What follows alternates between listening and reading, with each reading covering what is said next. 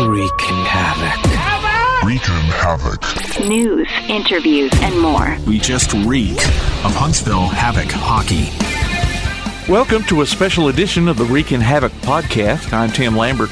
With this week being shortened somewhat with the 4th of July holiday, we decided to bring you another Rewind episode.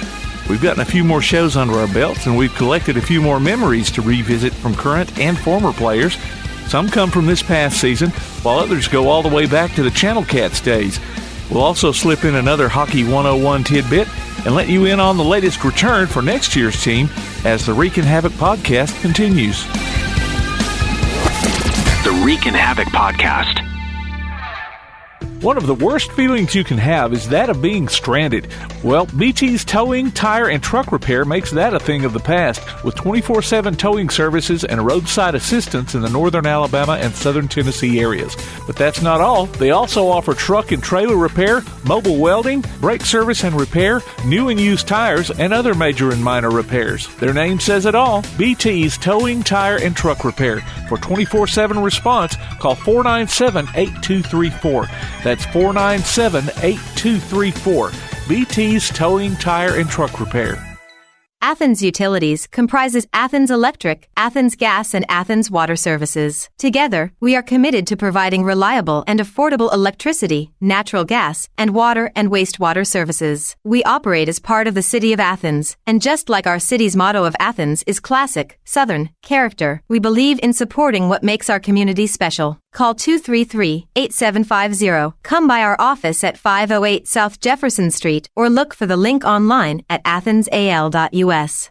Got something to say? Put it on a t-shirt, or hoodie, or apron, or even an iPhone case. Just go to daddyoscustomtees.com and make it happen. Look through their selection of ready-made designs, or make one of your own. Check out their special hockey designs, too. With Daddy O's Custom Tees, you can truly have it your way. Look for Daddy O's Custom Tees on Facebook, follow them on Twitter or Instagram, or go online to daddyoscustomtees.com. That's DADDYOS Custom TEES.com. Daddy O's Custom Tees. They've got your back or front. Time now for a Reekin Havoc Rewind. Havoc forward David Thomson. Honestly, every home game is just like a wow moment for me because, I mean, even like my first games in the ECHL, like playing in Wichita, like for me going from college and even junior in Corpus Christi where we had lots of fans, it was kind of like a wow, this is so cool. I made pro hockey moment. And like going from Wichita to here, it's like, this is like, I would almost look at it as a step up in terms of like how it's run and like the fans. I feel like for me, every home game's that kind of moment that you describe where it's like just a memory I'll kind of have forever. It's just a really, really cool place to play hockey. I originally signed in Fort Wayne in the ECHL. So I came back from Wichita, started training, got a contract with Fort Wayne, had the contract in Fort Wayne, went to camp. We had 6 centers come down from Bakersfield who, I believe they're still the affiliate, Edmonton, Bakersfield, and Fort Wayne. But yeah, we had, at the time it was Edmonton, Bakersfield. So yeah, we had 6 centers come down. So the coach was basically like, well, you're not going to play, so we're going to have to get rid of you. And so he ended up releasing me, went through waivers.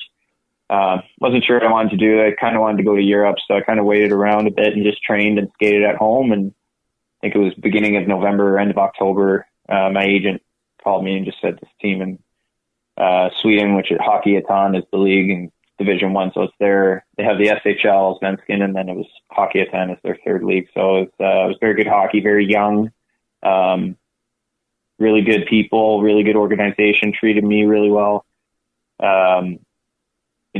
First class first class equipment, first class fans, very good as well. So kind of reminds me in terms of how Huntsville treats their players, to be completely honest, just a little bit smaller of a town over there. So, but it was a very, very, very cool experience. I'm very lucky to have gotten an opportunity to go play and, across the pond over there. English is their second language. So, I always kind of had a couple phrases in my back pocket just to kind of, try. And then when I would try and butcher it, they'd feel bad for me and start speaking English. So Taxumiket is thank you so much. That was my go-to. That was anywhere, anytime. It was Taxumiket. Just let them know. the hardest part for me was not so much like getting around town, because people are very friendly and, you know, they'd help you out. And they knew, like, the town was so small and they supported the hockey team so much, like they know who everybody is. So they know, like, oh, I'm the Canadian on the team. Like, whatever. I was the only North American on the team. Everybody was Swedish. And then we had one Hungarian guy who he played in Sweden since he was 12 or 13. So he spoke fluent Swedish. So the hard part for me was when the coach is talking to the team, he told me at the beginning of the year, he's like, everything with the team is going to be in Swedish. Like, if you need any clarification, you tell me, or another guy on the team will help you, whatever. So it was just kind of like spur of the moment game stuff where he's like drawing up a play, or the guys are calling out a play and you're like, okay, I don't know what we're doing. So it's like you're almost having to read and react even more so, and just kind of like do your best, because it's literally a different language out there. But aside from that, I mean, it was a great experience. The guys were super, super nice and really helpful. Former Channel Cats and Havoc player and coach John Gibson. We had some great coaches come through here that just made it fun to play. And I think, we were called the Hockey Capital South for a reason. I think we were one of the teams in the leagues that would have always the best attendance, always the best fans, one of the hardest rinks to come in and play in. We always had a tough physical team, and we always kind of won that mental advantage before teams even got on the ice. And it was something we tried to carry on, not only when I was playing, but as a coach as well. I think it was important to kind of be in the other team's head before they even stepped on the ice. But we had a great run here in Huntsville. We won 2 championships as a player, and won a championship as a coach. So a lot of great memories here in Huntsville. And believe it or not, my brother and I ended up matching up for a year. He had taken a slap shot in the eye, lost part of his eyesight when he was playing in Lake Charles. And so they weren't going to put him back on the ice, just liability reasons and workers' comp reasons. So we brought my brother in and ended up winning the championship that year. So got to experience not only winning a rare championship at the minor pro level, but experiencing it with my brother as well. So it was pretty cool. He traveled around. I've been on a few teams. He'd been in the Tallahassee Tiger Sharks. We'd been down in Florida, and he was on that Lake Charles team, which is in Louisiana. So he traveled all around in the East Coast League and the Western Pro League. So for him, it may have just been another stop, but I know he enjoyed his time here. When they weren't going to let him on the ice down in Lake Charles for whatever the reasons they gave him, I thought it was an opportunity to jump at, just to be able to experience that. And I remember Coach Stewart thinking that we were brothers, and that we would kind of have like this sixth sense about each other while we're on the ice.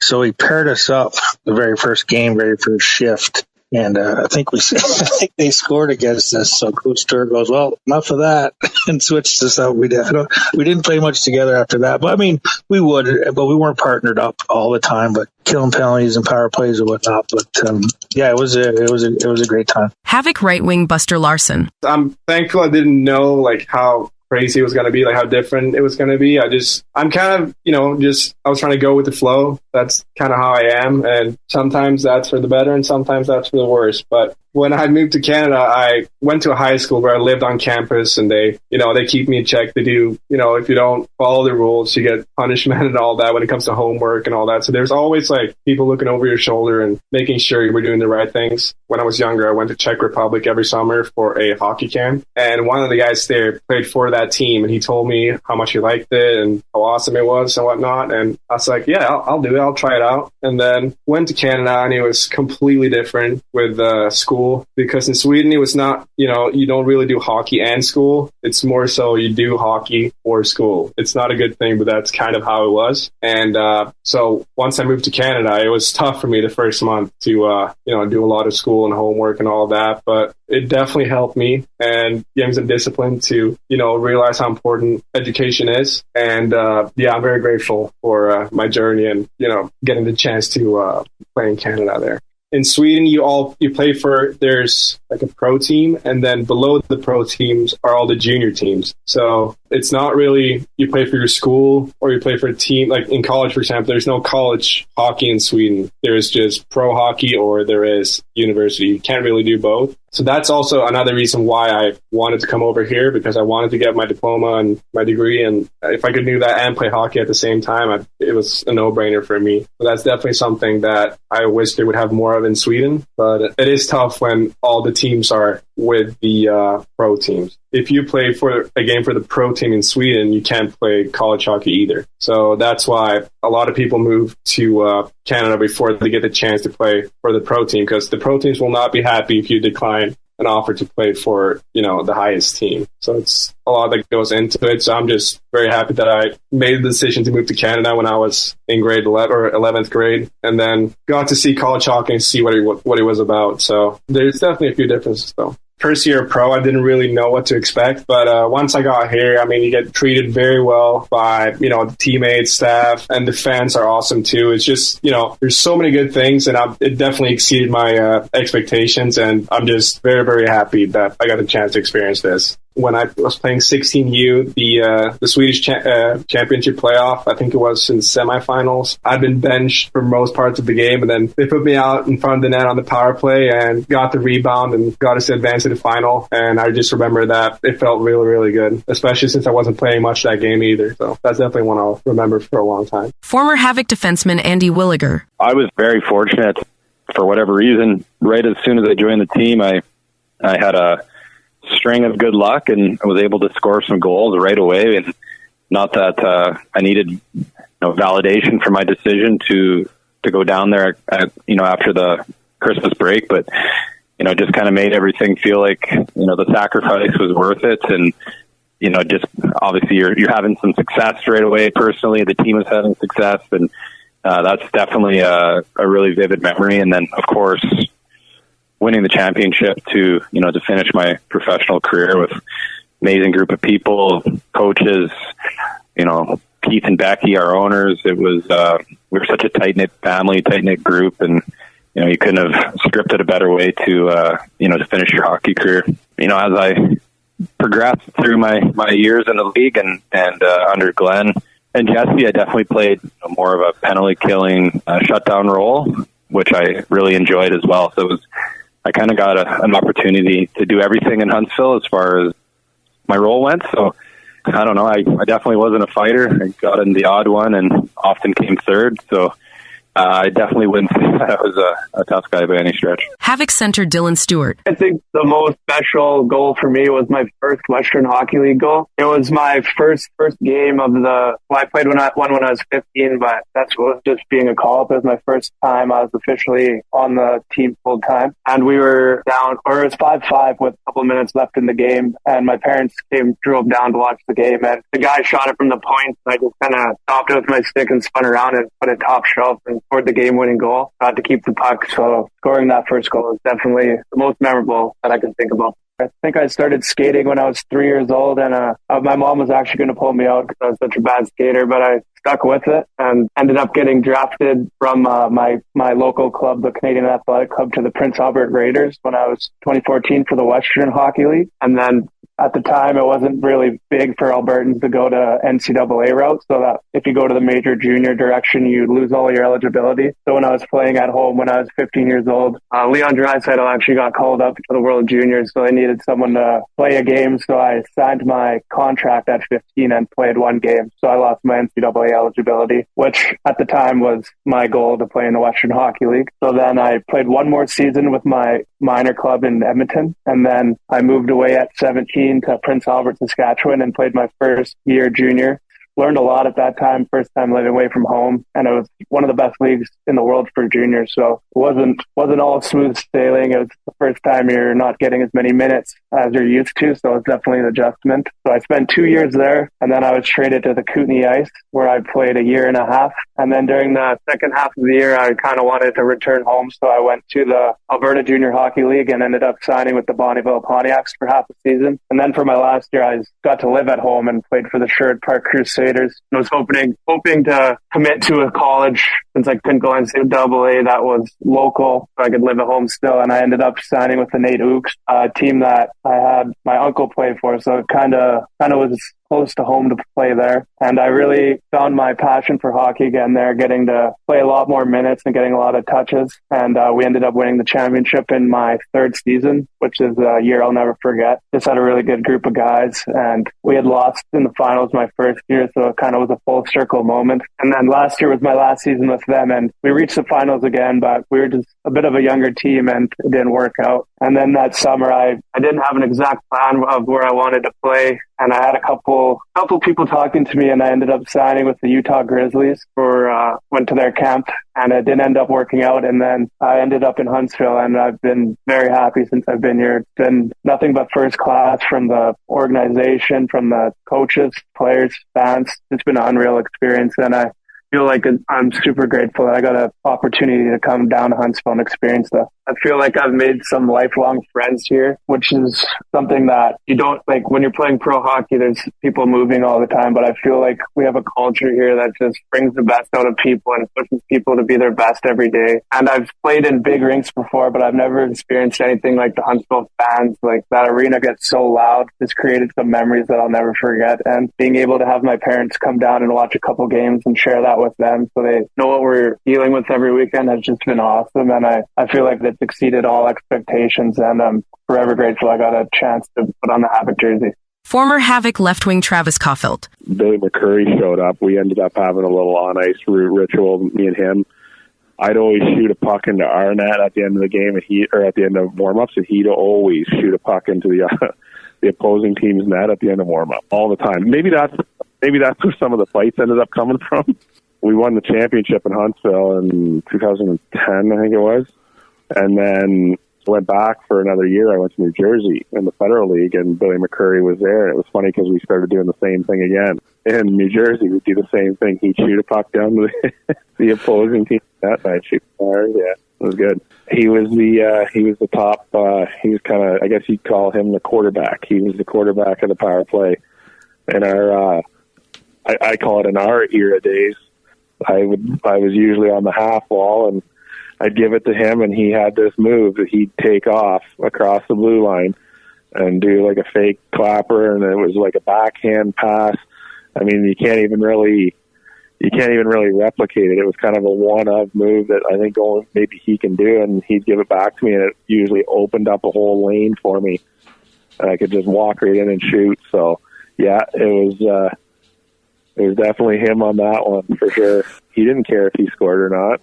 He just wanted to get the guys who would rip it in the back of the net or had a better shot at it. And he'd always pull those guys right to him and always left me wide open. That was good. It was very nice of him. I think it was my rookie season. I scored an overtime goal on Melissa George night. And I mean, I didn't know how big that night was then because I was a rookie. But then I got to know Chris, and I got to know Amy and the whole meaning behind everything, so that kind of made it more special, I guess, after the goal was scored. But I think that was a pretty memorable night for me, was scoring that goal, because it was I guess more once I got to know about the night, it became more special. But it was a special goal for sure. Havoc goalie Brian Wilson. I think maybe one of my best hockey memories was at Niagara my sophomore year, just going on a run to our conference championship. We ended up losing in the final in overtime, so that was a little bit of a bittersweet memory, but just kind of getting the taste of, being a big part of a team that was going on a run and getting that experience of what it's like going on a deep run and, coming within one goal of putting a ring on your finger. And I think that experience kind of helped me in making another pretty good memory last year with winning that championship in Danbury. And, it was pretty cool earlier in the year to, I showed up at the rink one day and the ring was there in my stall. So get one of those and kind of feel what that's like, and hopefully get a chance to do it again here. So in terms of memories here, I don't know, I recall a win here against Roanoke that was felt like a big one. I don't remember if it was my first win at home at the Von Braun there. I think it might have been, but that was pretty cool. We went to a shootout, picked up a big W there, and then I think my first shutout here as well was a pretty cool one on the Glow night there. We had a sold out crowd and really, really rowdy. The fans showed out well, and it was pretty cool to be able to shut it down there and just have such a great team game all the way around. That was a pretty cool moment for me personally, and obviously anytime the team gets a win, it's just, that makes it all that much better. That's a memory in itself. Former Channel Cats tornado and Havoc right wing Chris George. For us, it was a more physical game. There was a lot of stick work, a lot of things.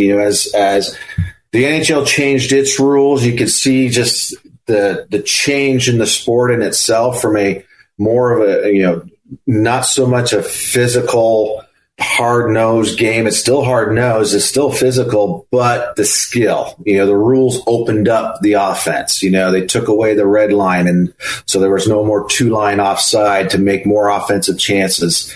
They've changed the way that they call stick penalties and things like that, where you could basically put your stick around a guy's waist and you could just ride him all the way back to your own end and hold him up. And back when we were playing, or you could basically run interference on a guy off a face-off. And, they changed the rules to make it more wide open, more offensively, more goals, which for fans is always entertaining. Fans want to see goals. They don't like seeing a 1-0 game. They want to see a 7-5 game. And, they want to see some, the odd fight here and there, which, the Channel Cats, when we were at the height, we had it all. We had goals, we had fights. It was a great combination of a team that was extremely tough, but extremely talented. We were playing the Memphis River Kings, and I think, Jonathan Dubois, who was my centerman, we were on the ice, and he got kind of cross-checked behind the play by one of the Memphis players. Patrick Clement is his name. You never forget. So I just, skated down and then just without even thinking, dropped my gloves and started trying to throw punches as many as I could, because, this guy was a bigger, tougher guy. And, I think I caught everybody off guard doing that, because when you look at my career and my statistics, my penalty minutes are not high. I love to play the game physical and love to body check. And, I pride myself on playing, both ends of the ice. And not only could I, was I fortunate that I could score goals and play with guys that could get the puck to me so I could put it in the net. But we had a team that was tough, and, that just bleeds over to everybody. And, I was basically defending a teammate.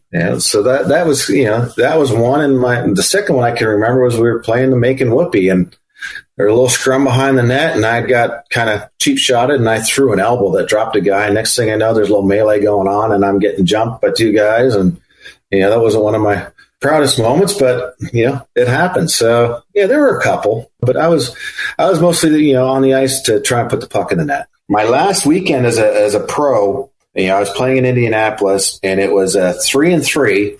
So this was I had announced earlier that season that this was my last year, that I was done after this. We always joked that in the minors, you don't retire, you just stop.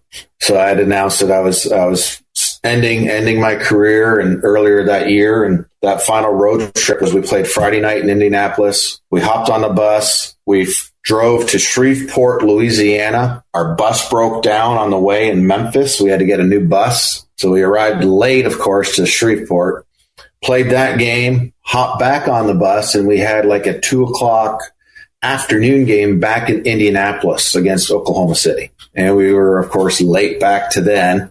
So my last pro game, I had wet gear, and we got there maybe 30 minutes before game time, and on a home game. And, Amy was there, my family, and my mom and dad had driven down from Canada to watch it. And that was my last pro game until 2009. We'll be back with more of the Reekin Havoc podcast.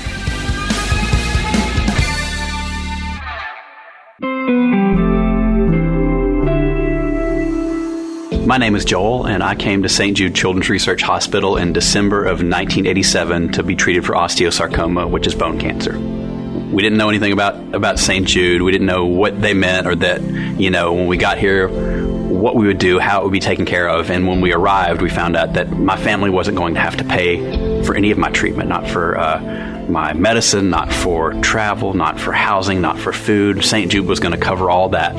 St. Jude supported me in every way, from, taking that financial burden off my parents to making sure that all of my family was included in this time. St. Jude literally means everything to me. I get to go home to my family tonight. I get to cook dinner for them. That's what you're giving. You are giving us everything by supporting St. Jude. So thank you so much. Finding Cures, Saving Children. Learn more at stjude.org. Hey, this is John Lounsbury, and you're listening to the Reekin Havoc podcast.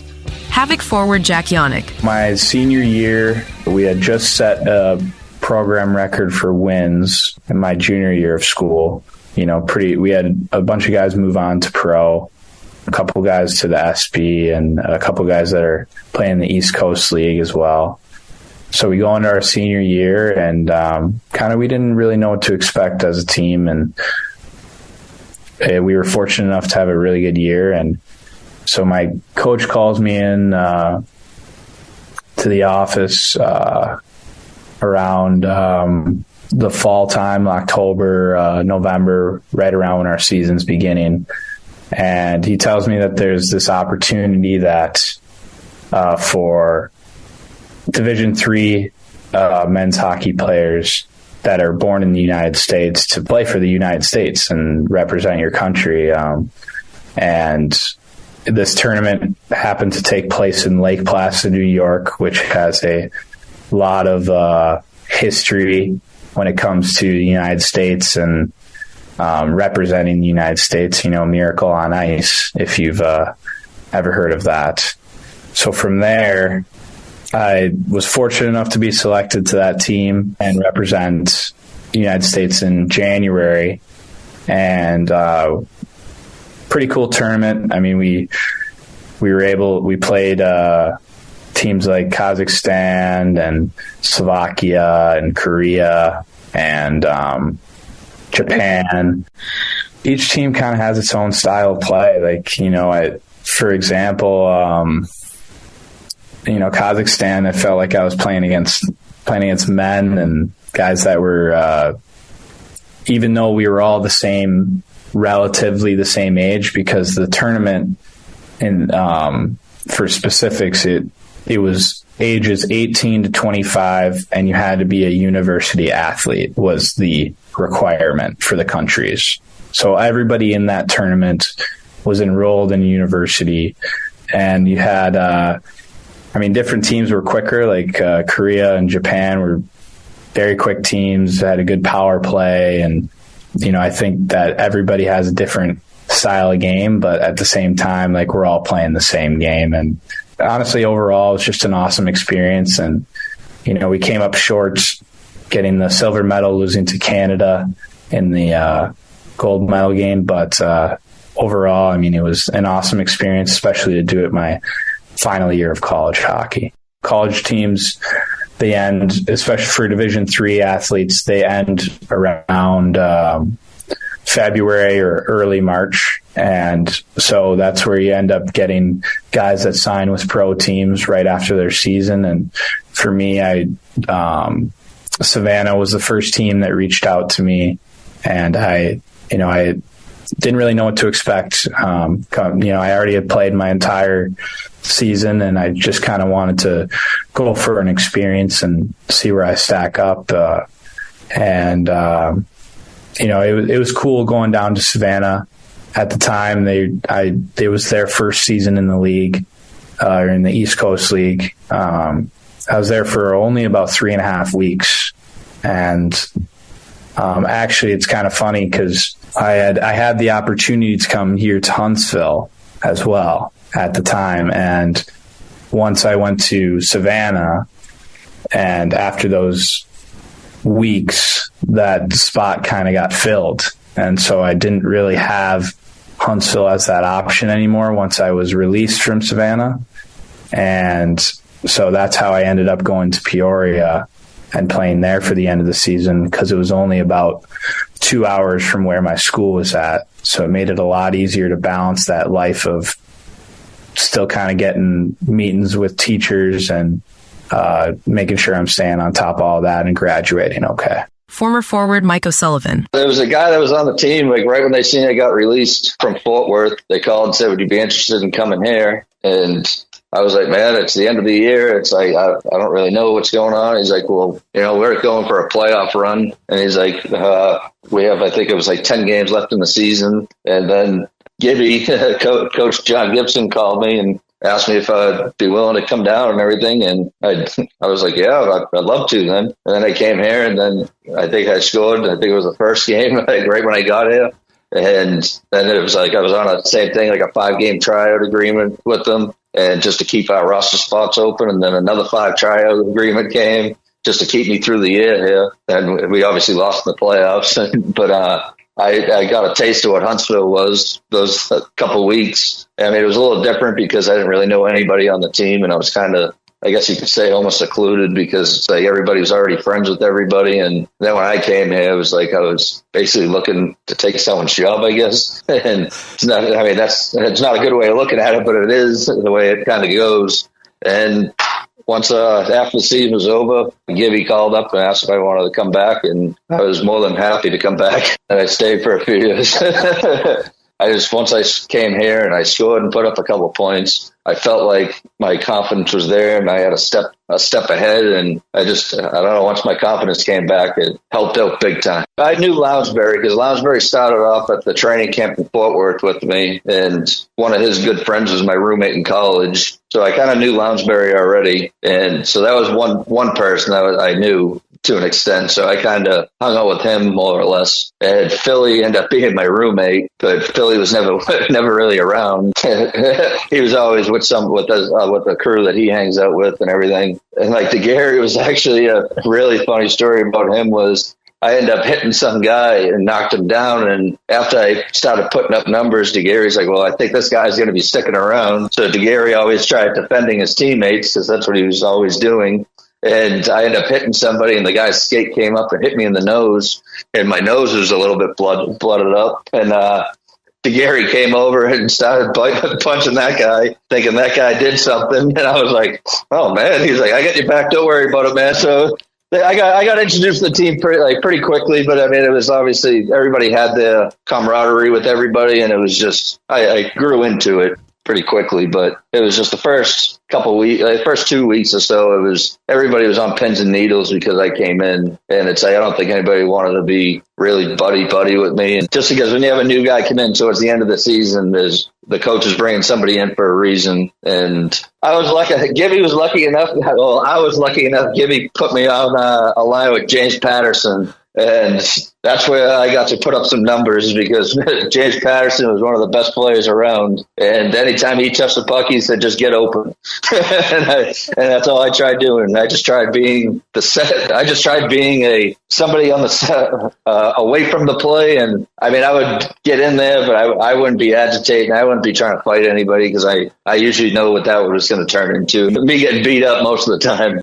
But yeah, I only got in a few fights, but nothing to write home about. We'll say that. Havoc left wing Benito Posa. The following that the team has down here, I mean, I knew of it from my brother, but you just don't imagine like how in depth the fans really do follow the team here. We were at a dinner at the house here, and someone came up, "Hey, good luck this weekend, guys." I was like, "That's awesome." I was like, "That's crazy." It still blows my mind. My brother really was like, "You're going to be hounded with fans, like you're not going to believe it." We did an autograph signing. I think it was after like my second game, and it was like I think maybe an hour and a half. I was sitting there signing autographs. I felt like Tom Cruise. I was like, holy smokes! Like these people are awesome. Why are they giving me their attention? I don't deserve all this attention. I promise you guys. And I felt like a superhero. It's awesome. They really do a good job of making us feel like pro hockey players, and I think that's.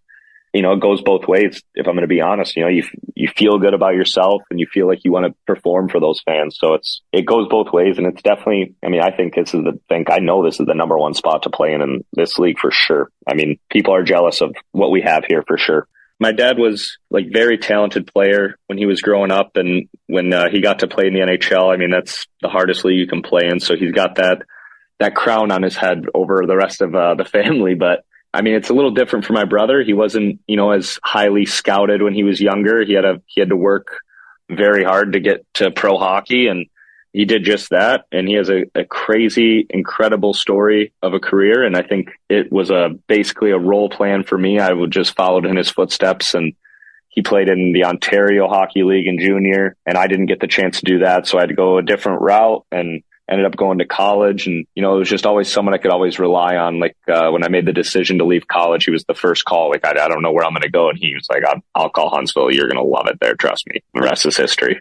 My dad was my coach when I was younger. And once I moved away, well, technically didn't move away from home, but once I moved away to start playing junior, I was in Bay City, Michigan in the USP 3HL for a team called the Tri-City Ice Hawks, which no longer exist anymore, sadly.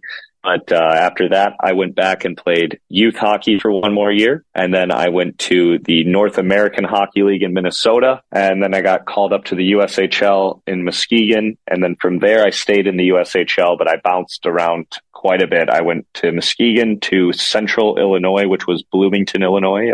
And then I went to Green Bay, Wisconsin, Des Moines, Iowa, and then to Lake Superior State after those junior years for 4 years. So I've been around the Midwest quite a bit. I'm pretty comfortable with my Midwest geography, but this is some new territory for me down here. My most fond memory of college was freshman year. We got to win the conference championship. I was playing in that final game, and my parents were there, so it was awesome to go out there and hold a trophy up. And my brother has 5 championship rings, one of them being here. So he's got too many rings. I need to catch up to him, really. I only got 1 now. So that's definitely my most fond college memory. But I mean, every college memory I feel like is the same. The friendships I made, I did meet some people that are going to be my buddies for life. And I do cherish my time at Lake Superior State for sure. But I wish I could have graduated from there this year and walked across the stage. Former Havoc forward Craig Bushey. When I was in Canada, I moved away at a young age of 14, and I lived with a single lady and another hockey buddy, and we never went to school. It was crazy. I just did what it took to get passes. I never knew about this college career path and didn't know what, didn't know what in life, just a young kid at 14, not going to school, taking 50s. And then my senior year, I was pretty good, and I was getting good at hockey. I was even up there. I was playing in the high level of youth hockey and scoring lots of goals, getting some talks about other teams, and then Cleveland, Ohio pops up on the list. And I get down in Cleveland, Ohio, and all this talk about college hockey and this is what you could do. And I'm like, holy, this sounds great, right? Let's try to do this. But then when I started my senior year in Cleveland, Ohio, they wanted my transcripts and get all this stuff. And then when I brought my transcripts over, it's like, this guy's got all 50s. That doesn't even pass in America. So anyways, I remember that year I was getting all these scholarships. I was taking my SATs, my ACTs, and my GPA was so low that I had to get a really high score on my SATs, and I could never get it high enough, right? And so I had to turn all these schools down. And I was like, damn, what did I do? And then I remember my last year, you could play it till 20 years old at that in Cleveland, Ohio. Then you're done after that. You age out. My coach was like, listen, there's a backdoor way you could do this. You could go to Cleveland State University, take a full semester, you get a 2.25 or better, and you could get accepted into some schools, right? You could kind of a backdoor way. So that's exactly what I did. Took some full-time classes, got my grades, got serious about what I wanted to do in life. And sure enough, in one of the schools still kind of wanting to give me a scholarship was UH, and so I decided to come down to UH after that. So like I said, I just remember being up there. I was with a kid. The mom she was gone all day long. She was gone from 6 a.m. to 6 p.m. at night. So even before we got up, she was gone. I was just another kid. And I remember it was always so cold out, and school was so far away. We had to get this bus. We never had rides and all that stuff, and it was just so easy to be in minus 40-degree weather. Hey. They never called, they never needed notes, never called their parents. It was kind of crazy to get away with. And, not have any repercussions for that. No one so we just kind of went down that road for a year. It was nuts. Yeah, it was nuts. I think I missed in one semester, I think on my report card was I missed 35 days of school in one semester. It was nuts, and nothing, not one call on my parent. It was unbelievable. Came back to the Havoc. I remember I talked to John Gibson. You got a spot for me? And he's like, yeah, come on, let's go. So that's when I came back, and I did really well. I had a great rookie year with the Havoc, and Gibby helped me out too. Part of my signing was I needed 2 classes to graduate after I finished my hockey with UH. So when I came to the Havoc, they were able to help me out and get me some of my schooling paid for, my 2 classes I needed left to graduate. So it was great to get that out of the way. I remember one time, I forget what it was. I think the ice was, something happened with it, and I had a delay in the game. It might have been just Bucello out there. I forget what it was, yeah, but we went out there. There was one time that someone did the Cupid Shuffle out there. I don't know if it was after the game or during the game, during the little break, but yeah, we were having fun. It got done more than once. I only did it once, but Bucello, he was involved in it twice. Like I said, there was an intermission break, and yeah, it was pretty good. It's kind of crazy. Me and him are really good buddies, right? Like when we were playing with the Havoc, he'd be one of the guys I would call after the rink, after practice. Hey, what are you doing? What's going on? You get close to, a few guys on the team, right? You're brothers with everybody, but there's a few that you kind of really connect with. And I remember Dan was one of those guys. And I met my wife. I remember that year, me and Dan were getting close. I also met my wife. And when I was dating her, I was like, hey, Dan, let's go out. My wife's bringing all of these friends out and all that stuff. Let's go meet them out. So we go to Humphreys. We see my wife out there, my girlfriend at the time, and Dan connects with her sister, right? So a couple years down the road, we married sisters, and they moved down to Pensacola. They lived in Pensacola Beach, and it was great. He had kids. We had kids the same age. We get down, it was so great. I was just, my brother-in-law is my hockey, but you know what I mean? My hockey buddy, but one of the best guys, great father. I mean, a guy I even looked up to, you know what I mean? The way he was a father and a husband and a son and an uncle. He's just, what a first-class guy. I can't say enough about Dan Bucello and what type of guy he was and the impact he left on people that he met and the love he spread. What a guy. Definitely a guy that was taken a little too soon and will be remembered for sure by me and our family, and I'm sure a lot of other people in this world. Havoc head coach Stefan and assistant coach Tyler Piacentini. I think there was kind of 2 points really in the year that really kind of maybe defined our team a little bit. I think one was actually that series against Peoria where we played them 5 times in a row. It got really chippy. There was obviously suspensions, but I think our team showed a lot of character then. In that series against Peoria, I think we won 4 out of the 5 games in those 5 straight. And, there was at times I felt like they were an experienced team and they were trying to almost bully us. But I think it really showed that, our team had a lot of grittiness, a lot of team toughness within the group. And, we were able to, battle through some of the suspensions and injuries that we had. And even going into the next weekend, we were really shorthanded, brought a couple young guys in, and we got a win right away in Pensacola. So it was always just the resilience of the team, and there was no quit or, it didn't matter, again, if we're playing shorthanded, the guys were always going to battle hard. And then obviously, yeah, losing Dom, the season right there could have gone 2 ways. It could have been the guys really feeling sorry for themselves. And, we just lost our captain, one of our best defensemen. Even in that game, literally it was like 7 seconds after the face-off, after Dom, obviously left the ice there, they scored, Macon. But our team responded right away, and we ended up winning that game. And then it was a little bit of a rallying cry, I think, around our team. We had some guys really step up to be leaders on the team. Kyle Clark and Robbie Fisher especially, I thought, did a great job in that capacity. And, yeah, the team kind of took off after that, and we kind of rallied a little bit and took us all the way to the finals there. So, yeah, those are kind of the two moments in the year that really stand out to me.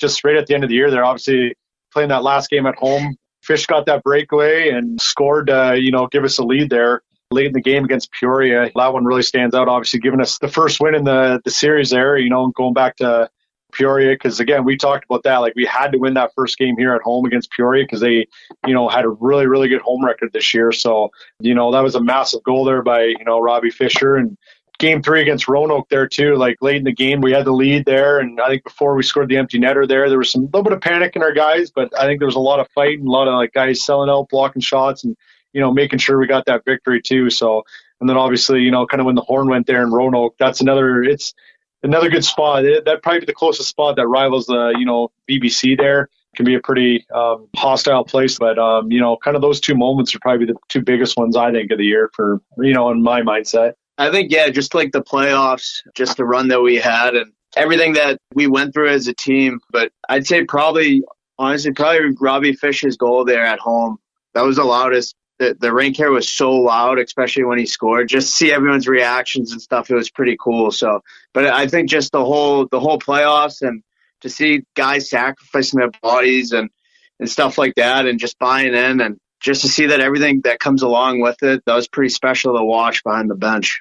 I think from the beginning of the year till to the end of the year, just kind of seeing the rookies and, those guys that were healthy scratches at the beginning of the year, Dylan Stewart, Phil Elkstam, Jack Jaunich, Eric Henderson. I mean, those are just some guys to name. They were healthy scratches at the beginning of the year, and then to kind of see how the growth and development that they had throughout the season to the end of the season, it's pretty cool to see. And that's something, being on this side of things, being a coach now, it's really cool to see players develop like that and to see, the impact that they had, in our lineup and the type of players that they are. But I think that speaks on the type of people that they are too. And they just put their head down and work. We have a lot of conversations with those guys at the beginning of the season when they were getting scratched and they're in and out of the lineup to just, keep their head down and keep working. And that's what they did. Mason Parma as well. And to see the Craig McCabe come in halfway through the season and to see how him and Pons are playing,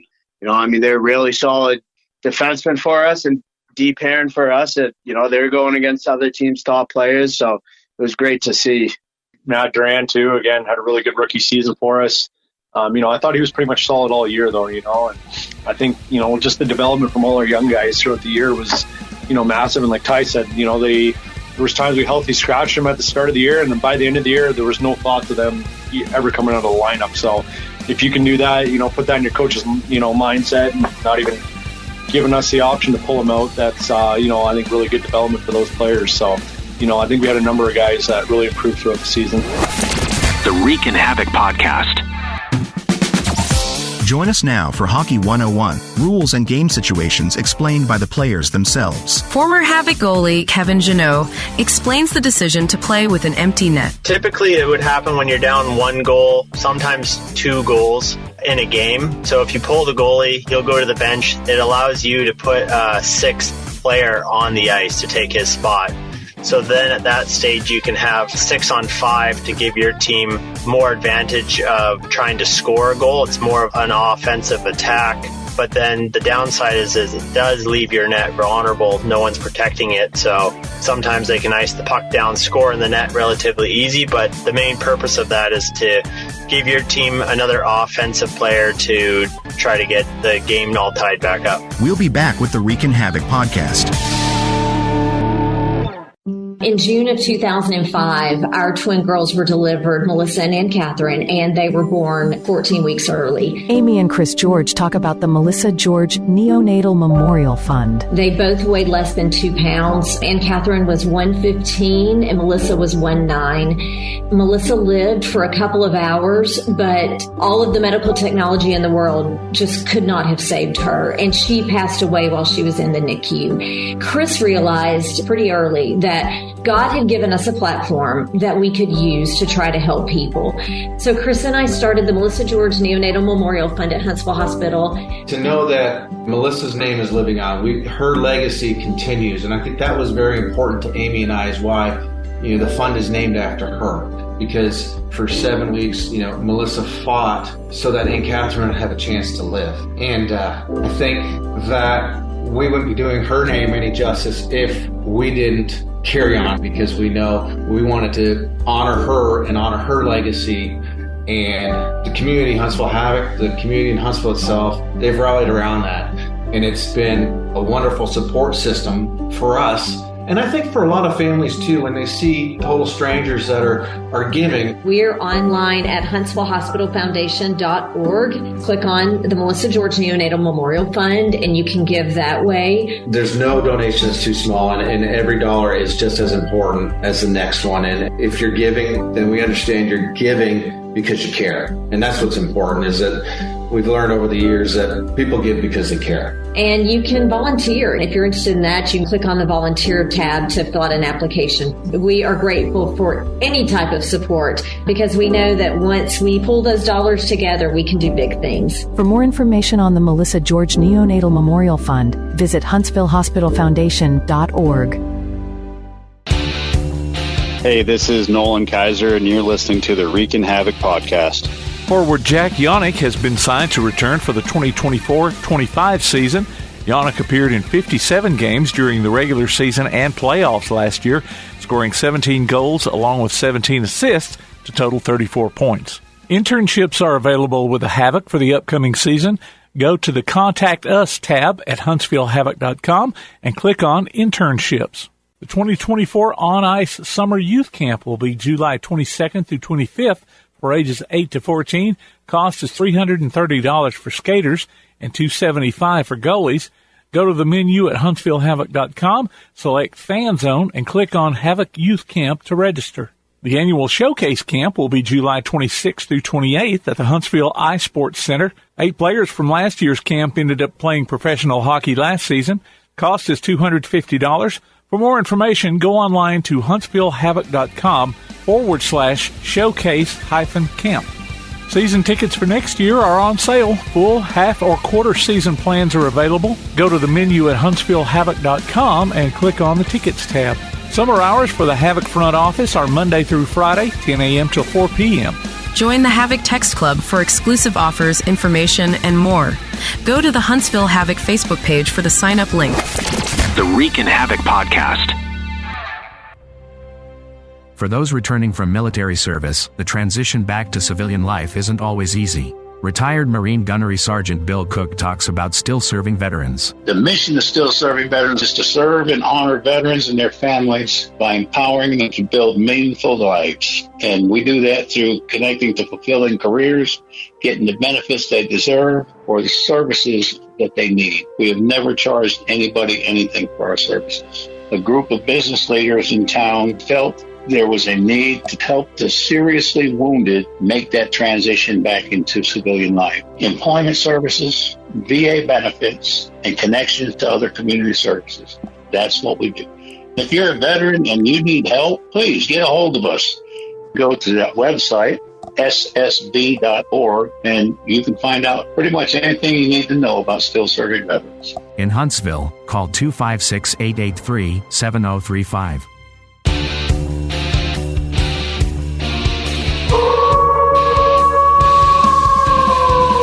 For tickets, official Huntsville Havoc merchandise, and more, go to HuntsvilleHavoc.com.